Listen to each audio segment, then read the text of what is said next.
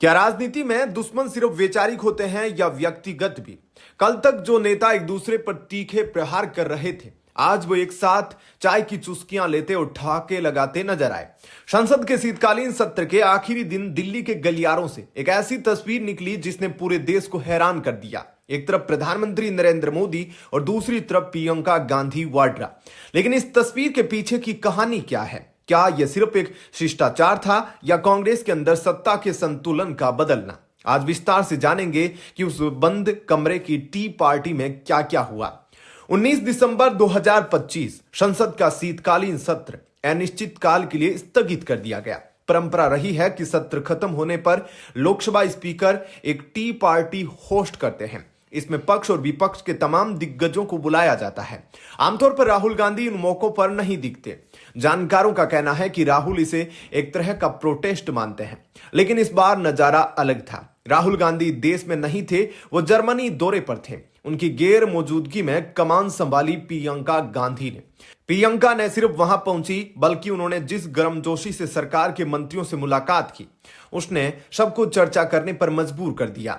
जैसे ही प्रियंका गांधी हॉल में दाखिल हुई, केंद्रीय मंत्री किरण रिजिजू ने सम्मान में अपनी कुर्सी छोड़ दी और उन्हें रक्षा मंत्री राजनाथ सिंह के बगल में जगह दी गई। इसके बाद जो हुआ वो ऐतिहासिक था। पीएम मोदी वहां आए और प्रियंका गांधी के साथ उनकी लंबी बातचीत हुई।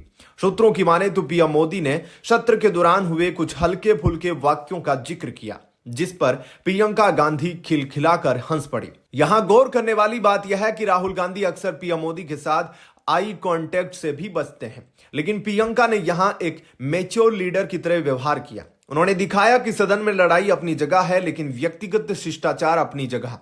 प्रियंका की यह सक्रियता सिर्फ चाय की पार्टी तक सीमित नहीं थी। इससे एक दिन पहले उन्होंने संसद के गलियारे में नितिन गडकरी को घेर लिया। प्रियंका ने वायनाड और हिमाचल की सड़कों की समस्या रखी।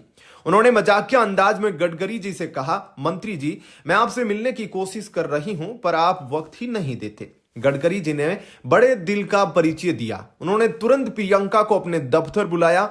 वहां न सिर्फ विकास कार्यों पर चर्चा हुई, बल्कि गडकरी जी ने अपने हाथ से बने राइस बॉल्स, चावल के लड्डू प्रियंका को खिलाए।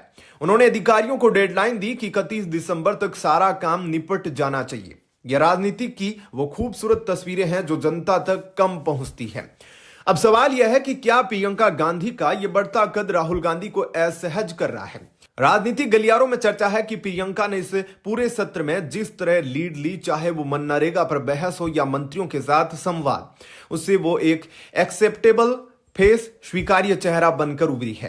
पुराने कांग्रेसी नेता जो राहुल की आक्रामकता से कभी कभी परेशान रहते थे, उन्हें प्रियंका में इंदिरा गांधी वाली वो पॉलिटिकल ग्रेस दिख रही है। राहुल गांधी की अनुपस्थिति में प्रियंका का यह चाय पे चर्चा करना कांग्रेस के भविष्य की ओर इशारा कर रहा है। दोस्तों, लोकतंत्र तभी मजबूत होता है जब संवाद बना रहे।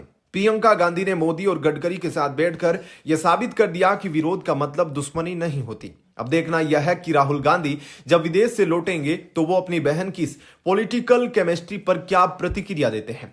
आपको क्या लगता है, क्या प्रियंका गांधी को अब कांग्रेस की पूरी कमान संभाल लेनी चाहिए? क्या वो राहुल गांधी से बेहतर संवाद कर सकती है? कमेंट्स में अपनी राय जरूर दें। वीडियो को शेयर करें और चैनल को सब्सक्राइब करना न भूलें। जय हिंद।